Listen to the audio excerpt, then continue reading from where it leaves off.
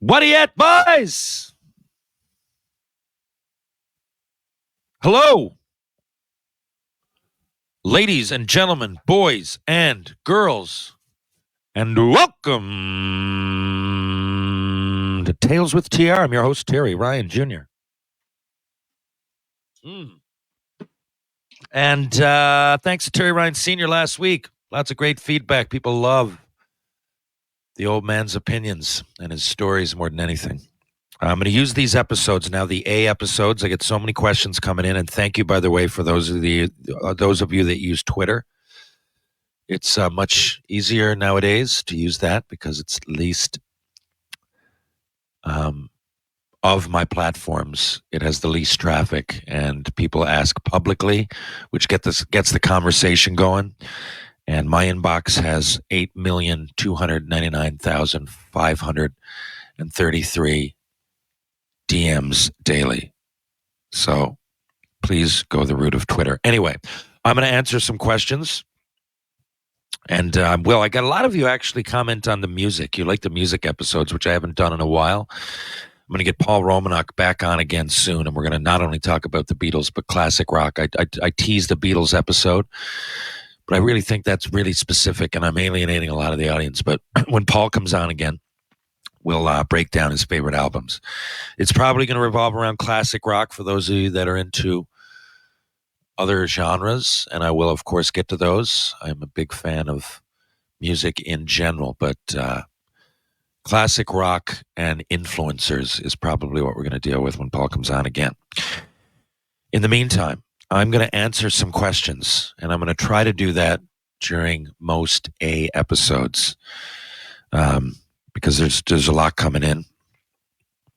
Again, if you're gonna ask a question, please do it through Twitter. It's the best possible avenue for me right now, given that the other avenues are extremely flooded. Hey Terry, should Auston Matthews play the last two games of the season? Carl Victoria. Okay, Carl. I mean, this person's name is Carl Victoria. Whether you're in Victoria or not, Carl. Thanks for listening to the podcast. And I assume you mean because he's going for 70 goals, do they rest him? Or do they play him and hope he gets 70? And is the pursuit of 70 selfish on his behalf, maybe on the behalf of the team? Is it meaningless? That's what I'm guessing you're getting at. Now, one of those two games has already been played because as I speak to you now, it's April 17th. The last game is tonight for the Toronto Maple Leafs. And for those of you that don't know, 70 goals is a huge, huge, huge milestone. Nobody's done it since the mid-90s. And the last to do it is named Mario Lemieux. There's only... Is it 9 players ever? It's less than 10 that have done it. And Auston Matthews is on the precipice for that reason of really doing something unheard of in this century, which is true. No one's come close in this century. Close being within a few. Now, there's a couple ways to answer that. The first one, do you remember when Steven Stamkos was going for 60 goals? Maybe it was 10 years ago, around there. I think maybe they played in Winnipeg, but maybe they didn't. But I remember him going for the 60, and they played him the last game of the year, and I think it was meaningless as well. In other words, you go for it. There's a lot of ways to unpack this. For me, the games are meant to be played. If he did have 70, I could understand resting him, but, part of it, even if it's a small part, are fans here and expectations, right? So if I was a player, not only, even if it wasn't the rush for 70, and, I would be aware if I was a great player, even if I was anybody in the organization making decisions to put Auston Matthews in. I know it's not a home game, but, fans throughout the league, they pay to come see certain games.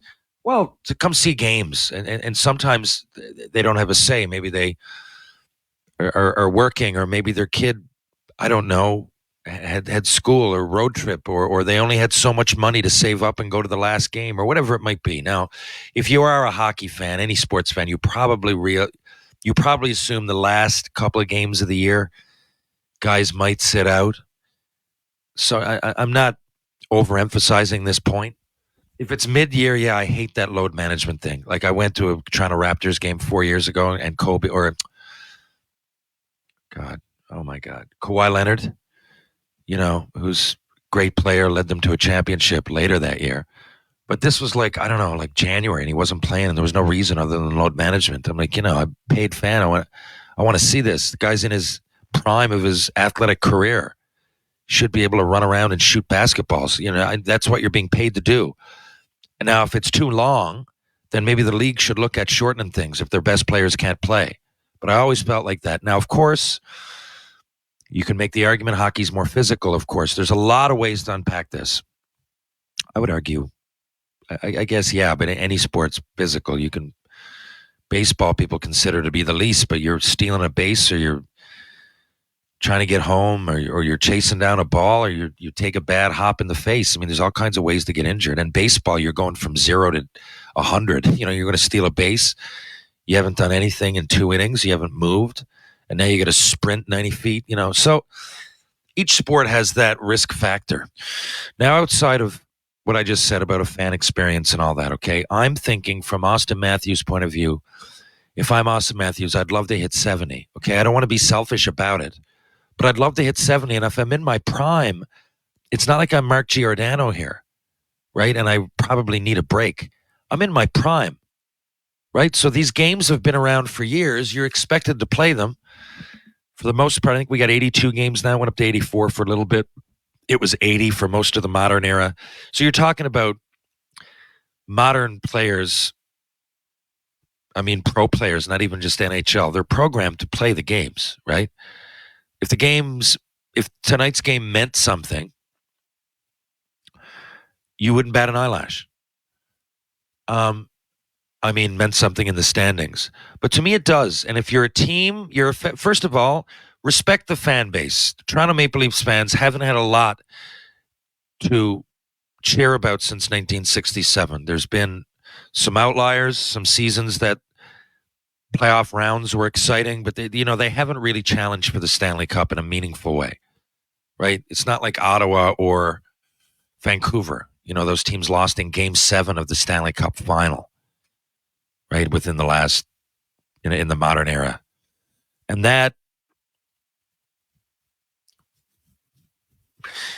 that's tough, but that's as close as you can get, right? The Leafs haven't really done that. They did have some good teams, early 90s, early 2000s, that made a slight run, but they haven't had much to cheer for as a team. And they're a huge fan base, arguably the largest in the world. For those that really don't know, and you're just looking at teams, I mean, a lot of people I'm talking about are overseas somewhere. Like Toronto's a huge city. Toronto's the third biggest city now in all of North America. It's massive. And Toronto, the main sport, I don't want to speak out of turn here, but I'm thinking minor sports people registered is hockey. It's certainly, when people say, oh, Toronto's the center of the hockey universe, it's not just like, they don't just say that meaning it's biased. Toronto's always going to be biased for the Leafs because it's the center of the universe. That's not just a sarcastic saying. My God, spit the marbles out of your head, Terry. Just by population and by minor hockey players registered, guys and girls, whatever. Rec hockey, beer league, minor hockey, AAA, AA, single A, whatever you're going to have it. The most people are registered there. It's the biggest population. It's not the capital of Canada. That would be Ottawa. But when it comes to population, it's by far our biggest city. So what I'm saying is that, and Leaf Nation goes beyond that, obviously. I'm just saying, like, just to put it in perspective for people outside of Canada, there's a reason the Leafs are talked about so, and there's so many media channels, and there's so much, I don't know if it was the States and Canada are similar in a lot of ways, but they're different in a lot of ways too. The United States has 10 times as many people as Canada. But think like New York Yankees or whatever, like a brand, the LA Lakers, a brand that have Dallas Cowboys been around and been part of the fan base. And even people that the Cowboys are a great example. Even people that fucking hate them love to shit on them. You know, they're a big part of the fabric of the sport itself, right? That's Toronto, and their fan base has had to look at Montreal. No Canadian team for 30 years has won it, but you know, over the years, Montreal won it. I mean, Calgary, other teams have knocked down the door. I just mentioned, even teams that aren't Canadian, just that come in, like Vegas joined the league 5 years ago, and they already have a cup and a final. They've already done way better than the Leafs twice. Since '67, the Leafs have not done that, right? So, like, the fans.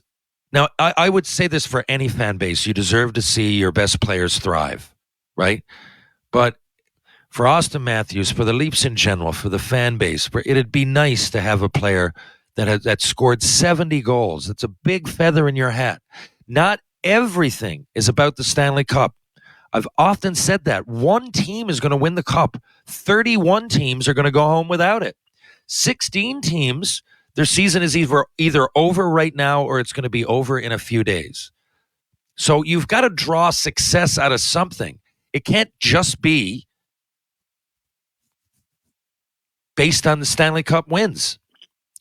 So what's it based on then? Okay, we're going to talk about team success. Okay, you want to win a round, you want to win 2, you want to win 3, well, you want to win 4. Let's say you win 2 rounds, you go on a great run, right? But there's an example out in Edmonton. They won a couple of rounds, like in the last few years. They haven't done anything significant, and nobody really even cares or remembers when they beat LA 2 or 3 years ago or whatever it is. Because it wasn't. It's a playoff win, but it wasn't a Stanley Cup. And the other day, they got to see Connor McDavid, the Edmonton fan base, another huge fan base, by the way, one of the biggest on the planet, and not with the population Toronto has. So, yeah, I mean, they're very hockey-centric as well. I mean, we are in Canada as a rule, but I mean, Edmonton fan base is huge. I'm just comparing the two. And, they got to see Connor McDavid get 100 assists the other day. Well, he didn't get 100 assists in one day, but he got his 100th assist. Right? That was big. Only 3 players in the history of the game have done it. Kucherov will go for it tonight in what is got to be one of the weirdest coincidences in my hockey lifetime. But anyway, my experience. And I'm glad they did that. They'll remember that more so than they'll remember Edmonton beating LA in the first round of the 2022 NHL playoffs. That's lasting. 100 assists in a year. Wow. 3 players have ever done it. Now 4 have done it. Maybe tonight 5. But, very, very exclusive list. The same sort of thing with the 70 fucking goals. And it'd be nice to do that, right? So I think having that feather in your hat is huge for the fan base, the player, the team. I also think, now that's on its own, I think that it carries momentum. If he gets it, it's definitely, for me, momentum going into the playoffs. If he doesn't, so be it. I mean, you got 69 goals. It's incredible. It's the best year in 30-odd years. 30 years for a goal scorer. But, if he gets it, it's fantastic momentum going in for everybody, including the fucking player himself, who's one of the best in the planet, that's not far removed from a Hart Trophy. It's still confidence.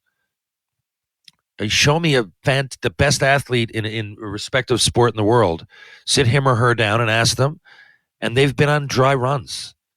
They like to have confidence. It's like when Caitlin Clark just came out. When she heats up, everybody gets watching. I mean, she's changing the female sport of basketball as we speak. But Caitlin Clark looked deep. She is. It takes hard work. And even in the final, they lost, but she was draining. Like, she was on fire there. She, 5, 6 in a row at times. But that's momentum. That's confidence. Look at some game in November when she missed 10 in a row. That happens. Steph Curry's awesome. What's a fucking unbelievable free 3-point shooting percentage is less than 50%, right? So less than half the time, the best players in the world aren't successful. A baseball, a batting average, a fantastic batting average would be slightly over, 300. So you're hitting less than 1 out of every 3. You're getting a hit, right? Unbelievable would be like 330 to 350. The last player to hit 400 was Ted Williams in the mid 1900s. To put that in perspective.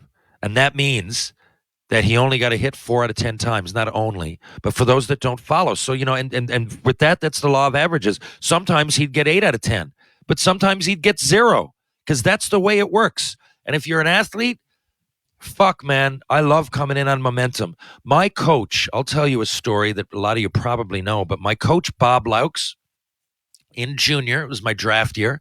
Same thing, we're going into the playoffs. Do we sit the boys? Do we not? Do we call up some guys from junior A? I wanted to play. Now, I was on 48 goals going into the final game of the season.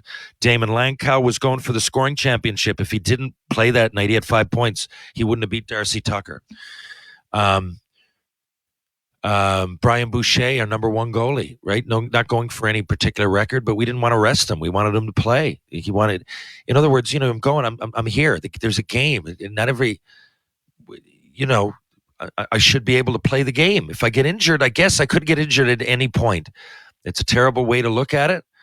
That's what could happen. But I wanted to play. Brian wanted to play. Damon wanted to play. Now, first 2 periods, I don't score. Bob Laux takes 2 timeouts in the third period.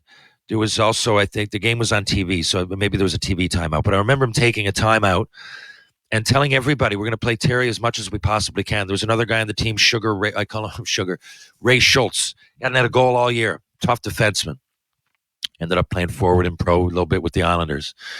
A nice cup of coffee, at least one season, or most games of that season. Sugar Ray Schultz. Never would have thought it in junior. Hard work makes the fucking NHL. But anyway, Bob sold the boys. He said, I'm going to play Terry as much as I possibly can. He played me, I'm telling you, the vast majority of the period.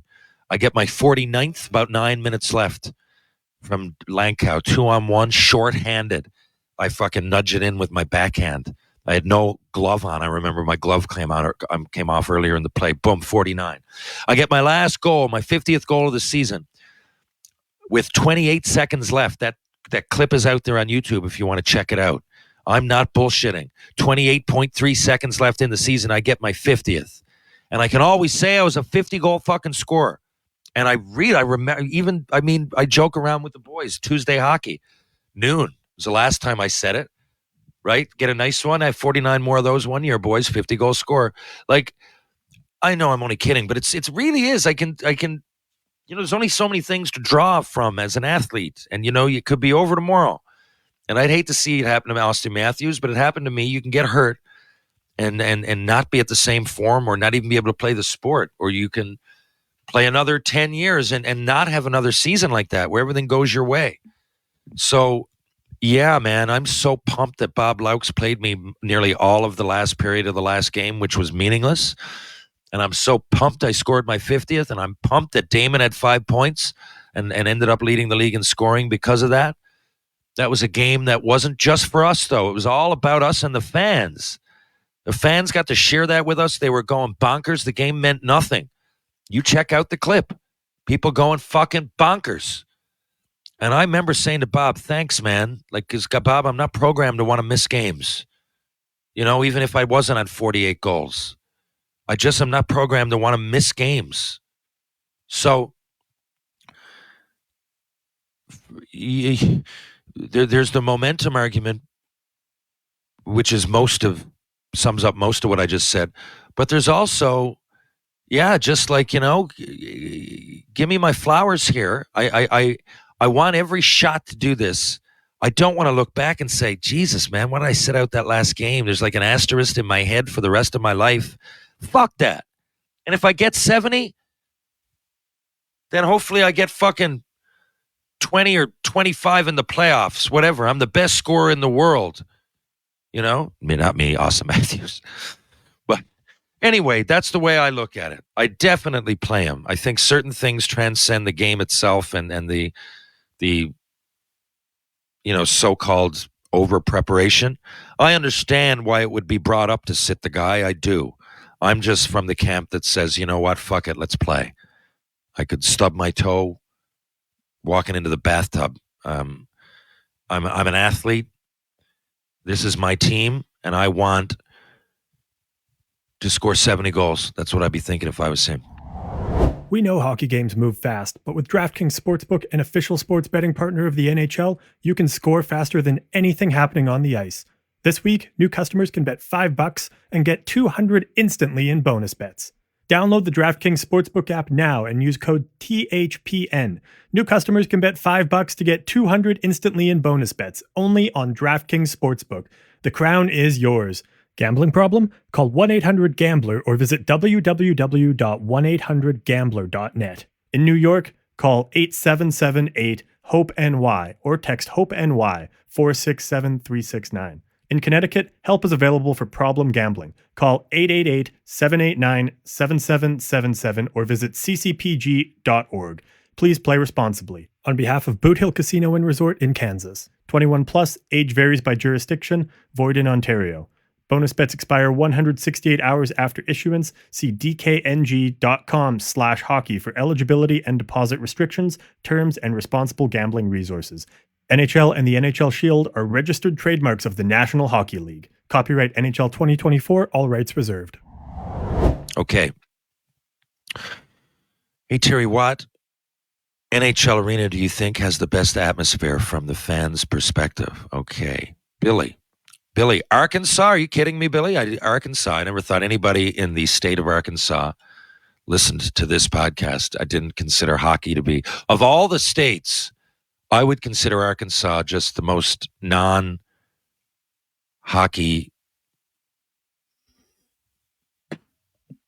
obsessed. I would consider it not into hockey. What a weird way to explain that. I would consider Arkansas, of all the states and provinces, definitely the last five, if you could judge hockey interest some way. Hockey, do they even have minor hockey? I'm not knocking you, Arkansas, at all.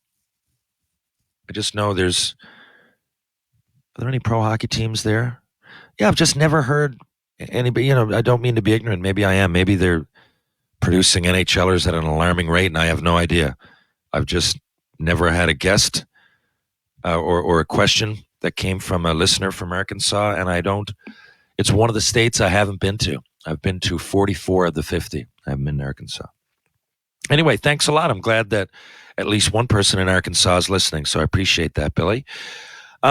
Okay, so from a fan's perspective, are you saying if I'm a fan and I'm in the building, which one do I like the most? Or I think what you're saying going into the playoffs would be which probably arena is the best atmosphere? Where are the fans the best, the most raucous?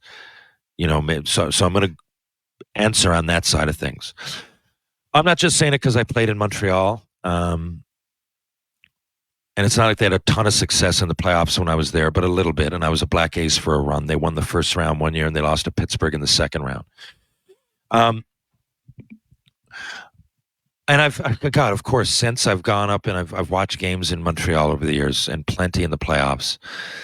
Playoffs are not just Montreal. I really do. Maybe I'm being biased. I haven't been to every arena the way the other guys have, like multiple times, multiple situations. I have seen a game in every city and in most arenas, but places like Seattle, where I played in the old building there, I don't know what it's like in the new one, but I can pretty much speak for the fans, which were pretty fucking crazy. I knew Seattle would be successful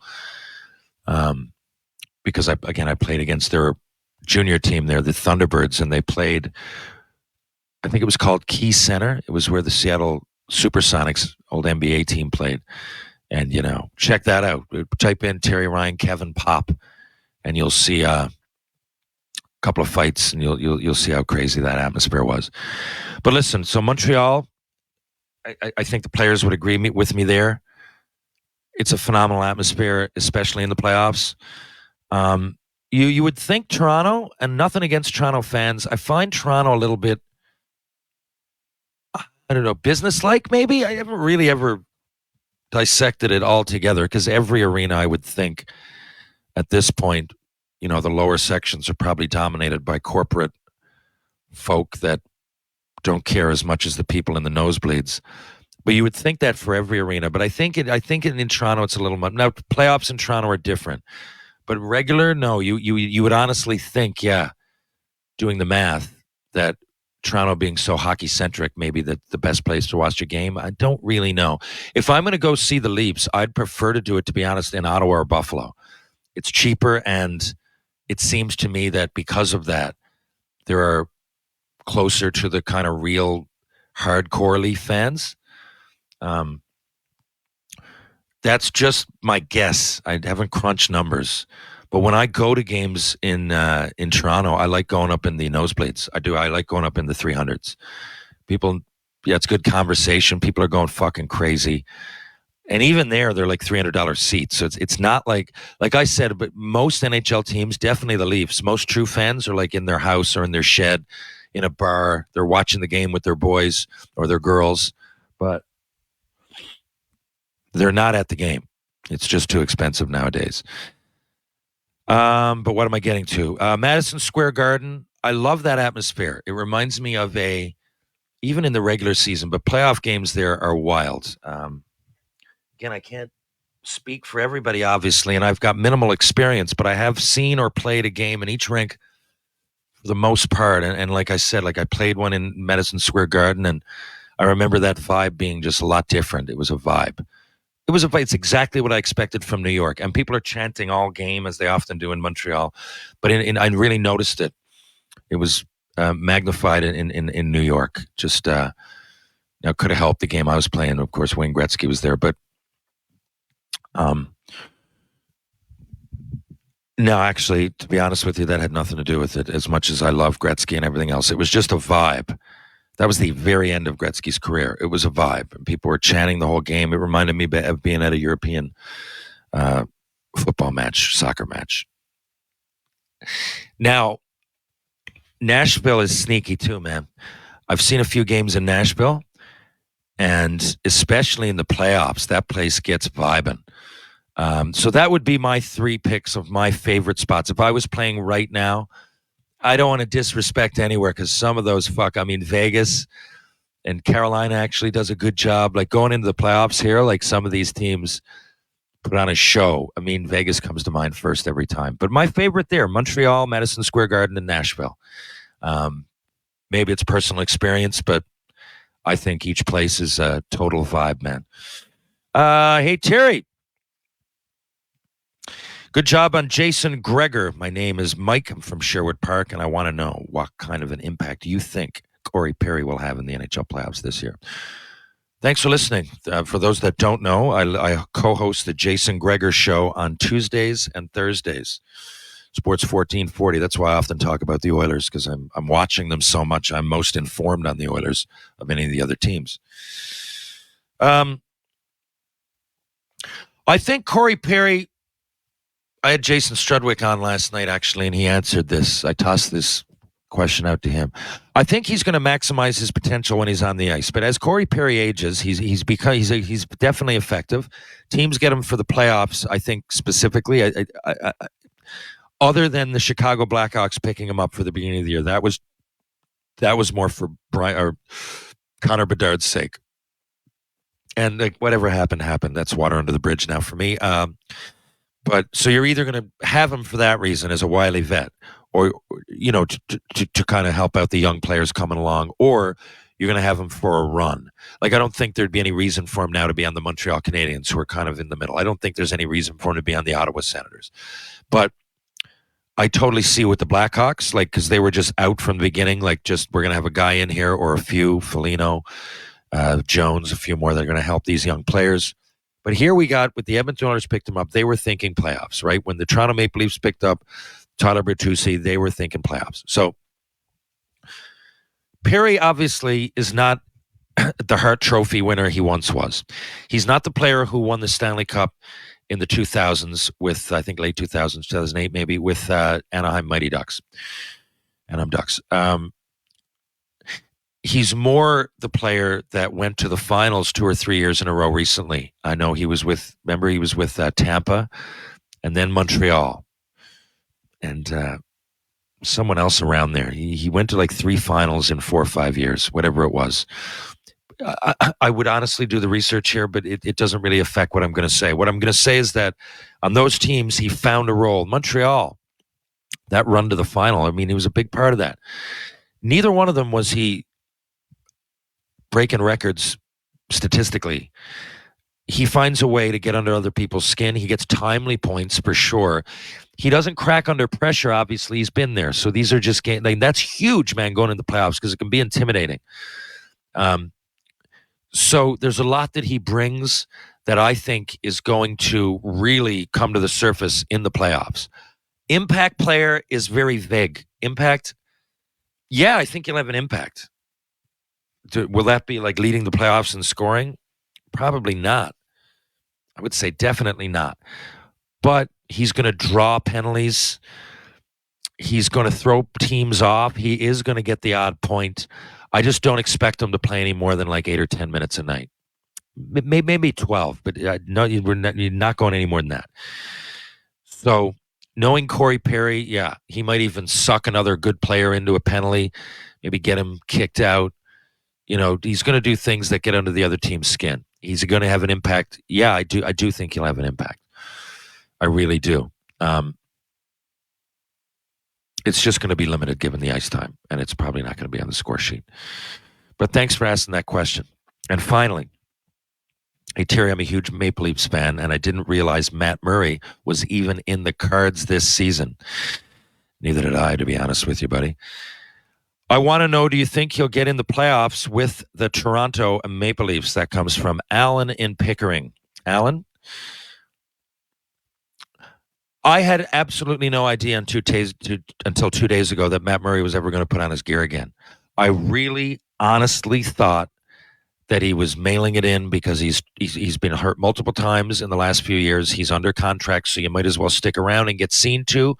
You know, you want to get your body on the right page for the rest of your life. I didn't see him coming back in and playing the goalie position in fucking top level ever, really, but definitely not this season. So it says a lot. For me, the most that says is that this guy, I had him pegged wrong. I mean, not wrong. He won the Stanley Cup twice. And, he stood on his head. He's a great goalie. He's battled through things. But the last couple of years, I thought, yeah, he's injured again. He's injured. And not that I ever thought he was faking that injury. I just, yeah, let me reword all of that. I just thought, okay, he's had so many, right? That, okay, I'm under contract. I'm obligated to go to the arena.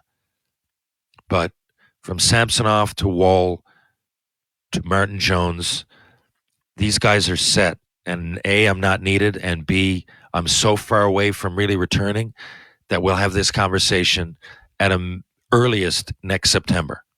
That's what I thought. If he's fucking playing, and he played for the Marlies the other day, and he played well, then he must have really, really, really battled away from the, not away from the rink. He would have battled at the rink. I mean, away from the public eye. The Leafs are doing their thing. I listen to a lot of radio shows, a lot of which are based in and around Toronto or on the Maple Leafs, and I haven't heard anybody bring up his name in thousands of hours of content. I've heard nobody bring up the name Matt Murray. And he comes back the other night and stands on his head in the minors? Fuck, man. I didn't think we were anywhere near that. I thought Matt Murray was like 40%, right? Is he going to ever play in the NHL again? I would have thought probably not. Not because he's not good enough, because the fucking guy got hurt. And it seemed to me career ending. And now he's back. Now, will he play on the Toronto Maple Leafs this year? That's probably a stretch, but I don't know. I suppose he's an option. I don't know how even good that option is. Is he going to go ahead of those three I just mentioned? For sure not. He's been off too long. But think about Vegas last year. They used three goalies, I think, that all played a part because they had injuries and they had slumps and whatever. If you'd said Aiden Hill would end up manning the fort, at the beginning of last season to a Stanley Cup for Vegas, I don't think anybody would have believed you. Now, it's extremely unlikely. I really don't. I can't even believe that we're saying Matt Murray just won a pro hockey game. But stranger things have happened. Injuries have happened.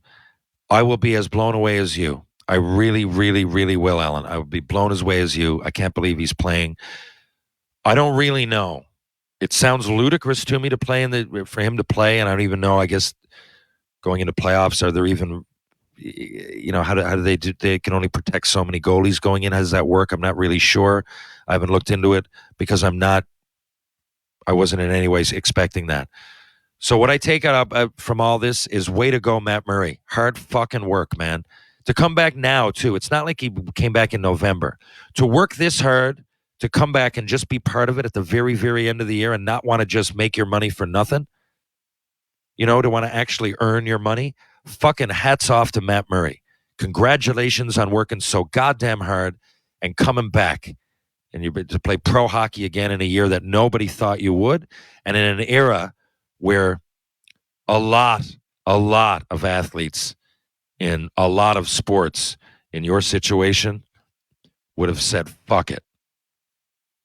Fuck it. Most, I would think. So way to go, Matt fucking Murray. That's what I take from that. Okay. It looks like I got Steve Dangle, speaking of the Leafs, on the hook for tomorrow, but he's trying to see if he, that being Thursday. So I hope he can. I'd like to get his perspective. Stevie D, say what you want about him. He knows a lot about the Maple Leafs, and I've come to really respect his opinions over the years. At first, I thought he was just a loudmouth, fucking wannabe kind of guy, but you got to respect big-time fans that know a lot about their fan bases, a lot about their team, and really go out of their way to really dissect the numbers more than I ever could. And I'll say it before and I'll say it again. I don't think you have to be an ex-player to analyze things. I hate that argument whenever you're on Twitter or say in a media scrum or something and someone says, well, what do you know? Like, I played and you didn't. I think that's bullshit. If you put 5 ex-players here with me right now, we would all disagree on not all of us would agree on any topic you were to bring up, right? Not fully. You can show us all a hit that happens. Some of us will think it's clean. Some of us will think it's dirty, just like the general public. And I have respect for anybody that wants to really study the game and dissect the numbers and play GM or podcaster or whatever, or fantasy hockey. I respect all of your opinions. I really do. I don't think I'm any better than you guys because I played. Now, if you want to know what goes on inside of a dressing room, or, how long certain injuries took me or you take to heal, how do we prepare for games? Those are things that I could definitely help you out with, right? But, these questions I'm answering, I'm not giving you, I'm just giving you back my opinion. And like earlier, we talked about Matthews and we talked about Corey Perry, and, I'm giving you my opinion. It's not necessarily right. I really respect you fans and listeners. And I've come to realize doing this media game now for a little bit that people like Steve Dangle, a lot of you probably don't always agree with the media. And but people like that have worked hard to get where they are and to make a living at commenting on sports and hockey and their favorite teams. And I really do think that should be respected. So I hope he comes on, and I'd like to get his perspective on some hockey things, but more importantly, going into the playoffs here, his idea on where he thinks the Leafs are going to go here.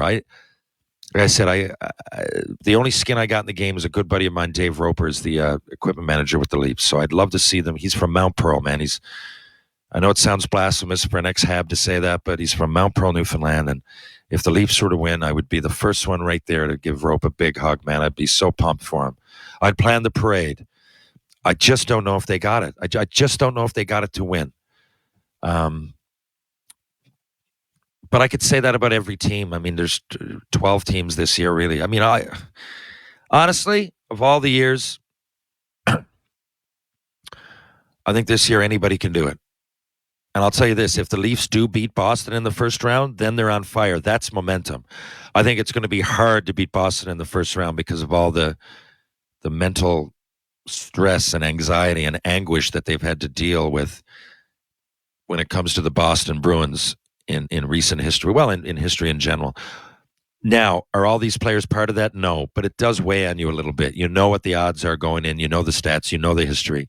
But that just makes for a better game. So the Leafs, at the beginning of the year, I would have expected a little bit more. Like, but I picked them in Edmonton at the beginning. So that's more of the Canadian in me.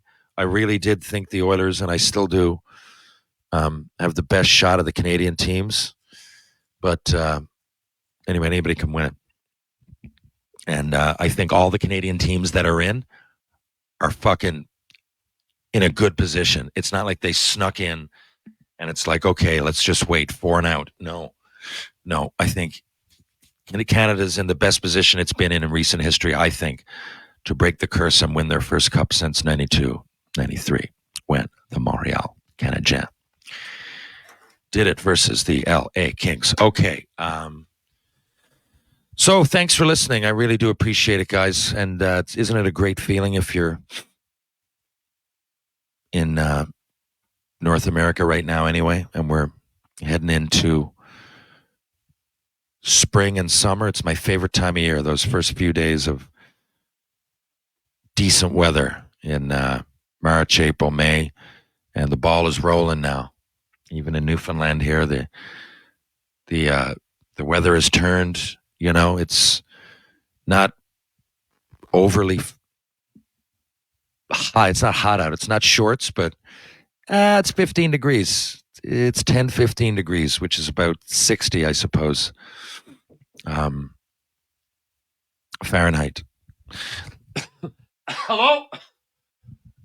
One sec. Hello? Hey, come in. Oh, I'm on the air. That's my neighbor, Lucy. How you doing, Lucy? I'm great. Lucy's doing great. Thank you very much. That's my cue. I got to take off. If you're downtown St. John's, check out Trinity Pub, TJ's Pub, Rob Roy Confusion, Martini Bar, Greensleeves, and of course the Bull and Barrel. If you're going to go for a bite to eat, why not try Loose Tie, Merchant Tavern, or Blue on Water? And also, if you're in the East End, try out Wedgwood Cafe. Peter Wedgwood also does catering at Wedgwood Cafe. Check it out, folks. It is awesome. If you want to change your life, you want to start working out, you want to start living a little bit healthier, I can tell you exactly where to go. Ryan Powers Place, Power Conditioning on Rope Walk Lane. Strength and balance for the body and mind. Check it out, Ryan Power Conditioning. If you want an oil change, you want to check out Mr. Lube for some reason, there's 2 locations. One's on Torby Road, one's on Campbell Road here in St. John's, Newfoundland. See Chris Sparks at Mr. Lube. Live, laugh, lube.